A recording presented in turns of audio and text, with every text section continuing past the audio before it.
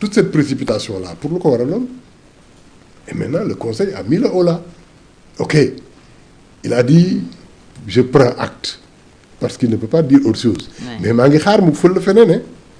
Ah oui, oui. Oui, parce qu'il a convoqué le bureau Non, aujourd'hui. dina am yeneen yu mu des subterfuges qu'il va faire parce que sous le quand on dit il y a une maladie Covid-19 wala le sida wala la mort, l'homme ne conçoit pas sa maladie ou sa mort. Da ngay dem ne xaaral ma jàppale ñi kii waaye yow yaay dem di jàppale mais bés bu ñu la nee tu as le sida, c'est comme un monde qui s'effondre. Qui s'effondre, ouais. Surprise boobu la chute yëpp di def buur yu daanu yëpp ils l'ont fait dans la surprise Abdoulaye Wade ñëpp gisoon ne day daanu ba mu des moom. Oui. Abdou Diouf ñëpp gisoon ne day daanu ba mu des moom ci deuxième tour bi ma koy xool muy def kii naan xaw ma woon ne meew bi dañ koy def ci mbuus xaw ma woon ne suukar dañ koy jaay au détail attends dama doon xool Abdou Diouf ma ne attends kii dafa mel ni asamaan si moom daanu ci kawam. C'est toujours comme ça. Ok, ñëppay xam ba mu des yow. ba mu des yow Sonko ñëpp a gis erreur yi muy def ba mu des moom. Comme ça, il fait des erreurs. Non parce que yàlla daf lay may di la may di la may ba nga foog ne yaa ko moom. moom la ñuy wax ne yàlla da lay jey. loo laal mu yomb loo tenté mu marché. tu dis defuma ko ñëpp ne woy defuma ko le lendemain tu viens maa ko def ñëpp ne woy yaa ko def yaa tey.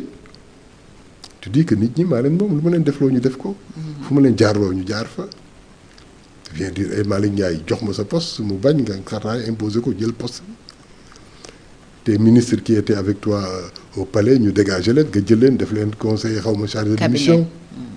tu Dans prends le ton cabinet cabinet du président, quoi, il y a eu à 10 l'Assemblée. nominations. Oui, c'est ça l'hybris c'est toujours l'hybris hein l'orgueil bon yàlla nag dafa bëgg loolu.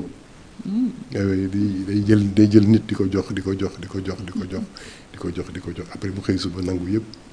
je t'avais dit la finalité de l'homme c'est de tomber dans la tombe. moo tax tu dee ko tombe. c'est pour rappeler à l'homme que tôt ou tard tu tomberas. et lu yéeg bi gën a kawe daanu bi gën a métti. Merci beaucoup et donc foofu la tollu mais c'est normal bon parce que on le connaît déjà wane na boppam mais il s'est mis à nu maintenant on dit que yàlla su lay jox ay cër léeg-léeg teraanga lay nekk mais léeg-léeg xawi sutura lay nekk. jox la pour duma la. waay na tool la ko quoi. jox la pour weer la. mise à nu. waaye pour nga wane sa bopp pour ñu xam yaay kan. parce que nit doo ko xam su dul mu nekk ci yenn.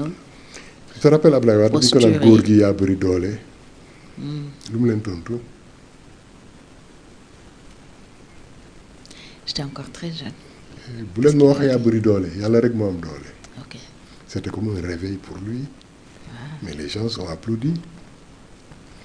parce que su la yàlla joxe pouvoir bi ba mu rëy y a rien de plus beau qu'un roi qui prie et qui pose son front sur la terre. oui. Il y a rien de plus beau qu'un roi qui se prosterne. oui. Mais la plus belle des beautés c'est le roi qui se prosterne devant le mendiant. Jacques Brel il dit dans sa chanson prosternez-vous parfois pour cueillir des fleurs. Un roi qui se prosterne pour cueillir une rose c'est une belle image. Un roi qui se prosterne devant un bébé pour le cajoler, pour le faire sourire. C'est ça la beauté. Mais un roi qui se frappe la poitrine c'est pas beau. Parce que ce qu'on attend de la force c'est le pardon et l'humilité. Fëgg dënn ci baadoola la gën jekk parce que di nga ko comprendre quoi il compense manque yi mu am yëpp moom lay wone en se frappant la poitrine. mais su la nit ñi joxee ne la yow la. jaratul nga naan attends waneel ne yow la waneel ne tu mérites la confiance des gens. mais pourtant moom bi mu nekkee président assemblée malgré bruit bi mu am yépp bon loolu féete na boor pour l'instant parce que le conseil s'est dit incompétent pour arbitrer ça donc moom bi mu nekkee président assemblée wax na ni demu fa pour installer chaos demu fa peut-être pour créer benn crise avec l'exécutif dafa ñëw rek pour que assemblée incarne pleinement son rôle jouer aussi sa mission. kooku c'est Ousmane Sonko blessé qui le dit. En attendant la guérison de sa blessure. c'est la blessure de la perte de la primature. Mais le conseil constitutionnel aussi li mu wax loolu la mu doon wax mais la grandeur de Sonko c'était quoi bi le président remercié nga ne ko merci de la confiance accordée nga ñibbi sa kër. toog. Oui, c'est ça la grandeur. Mais agrippé wu c'est pour les petites gens xataraay agrippé wu.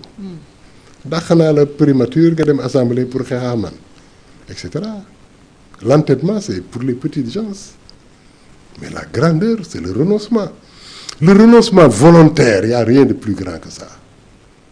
nga mënoon a jàpp. Ah oui c'est ça la grandeur mais li mu def nii bon l'histoire ne le retiendra pas comme un geste de grandeur déjà mu joxar bi Diomaye fal ko premier ministre mu nangu sax c'est pas de la grandeur non mënoo nekk premier ministre sa ki nga xamante ne yaay kilifaam mënuma nekk sa kilifa ba pare nekk sa premier ministre maa la fal mooy li ma la wax sànq yàlla du la def yonent pare ñoom yu xëccoo yow c'est le tigre sa tigritude de Wole Soyinka gaynde gi dugg marché Sandaga naan maay gaynde gi pour nit ñi daw dootoo gaynde non c'est ça la vérité donc je dis que la grandeur acte de grandeur bu njëkk bi mooy ba mu falee Diomaye ba pare mu teg ko ci fauteuil bi dem toog këram def déclaration je le laisse gouverner je ne gênerai nullement loolu moo doon grandeur kon di ko day nii tey di ko dal mais def na loolu ba lii dal ko mu defaat même chose def agrippé wu primature pour xeex ak président. Assemblée. Un combat qu'il va perdre. Ah oui, bien sûr. Oui, c'était la question suivante. D'ailleurs, bon avenir nga ko gisal au perchoir alors puisque nee nga lim defoon. Non, c'est un combat qu'il va perdre. Le président est trop puissant. Oui, il peut dissoudre l'Assemblée en décembre. Mais il le fera. Amul ba dem te ñëw. Il le fera. Le combat est ouvert. Après le ping-pong, c'est le bing-bang. Et le bang-bang. Non, attends, c'est les pistolets qui vont sortir parce que Fatiam. Olé. Xam nga. Donne-moi ton fauteuil. Xam nga grandeur. Grandeur. Accepter la défaite ci grandeur la bokk. C'est la plus belle forme de grandeur. C'est ce qu'Abdou Diouf avait fait en 2000. Non, accepter la défaite. Même défaite bi neexul, même défaite bi si c'est humiliant. Soo ko accepter, tu es grand. L'acceptation en soi est signe de grandeur. Da ngay yëkkati ko. mu ngi mel ni ñu ne la yow waroo dem kër Adji Sarr nga dem fa ñu jàpp la xam nga lan mooy grandeur bi. nga reconnaître nga dem nga fa. dem naa fa de juum naa nangu naa ok. Mais lui qu'est-ce qu'il a fait? Il a nié pour li mu def moom mu àndoseloo ko ñeneen. C'est ça la traîtrise, c'est ça la lâcheté.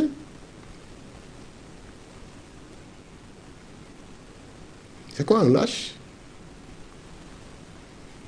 mooy nit kuy def bêtise am ba pare. du ko assumer bu ko àndoseloo keneen. bañ a assumer quoi. Oui, il l'a fait sans état d'âme. Tu es PM depuis 2 ans nga génn rek ne gouvernement bi li ñu ne ñu liggéey askan bi sonn nañu. C'est de la lâcheté.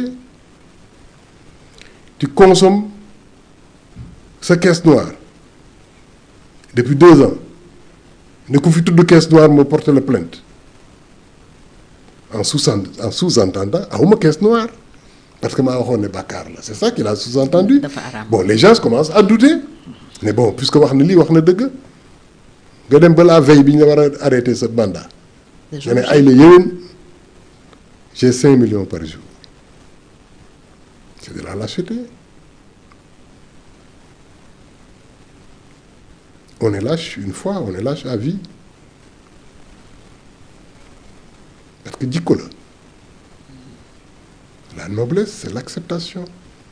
Mamadou Dia ba mu xeexeex Senghor le tout puissant Mamadou Dia Senghor yóbbu ko Kédougou aaye ba la bind ci mur bi daan ne à partir d'aujourd'hui xam naa ne du mën a Senghor lii sama destin la te man l'homme Mamadou Dia la yàlla di nattu ba xam dinaa ak antan naa lii et dinaa ko won ne antan naa ko et li lay wax ne réussir na combat boobu mooy quand on lui a posé la question il était déjà vieux et presque fini mu ne mais Senghor je l'aime toujours nattu la c'est plus fort que moi ce que je ne lui pardonnerai pas c'est pas de m'avoir mis en prison mais d'avoir fermé les portes de la chance ouvertes au Sénégal. Mais tu applaudis parce que c'est de la beauté.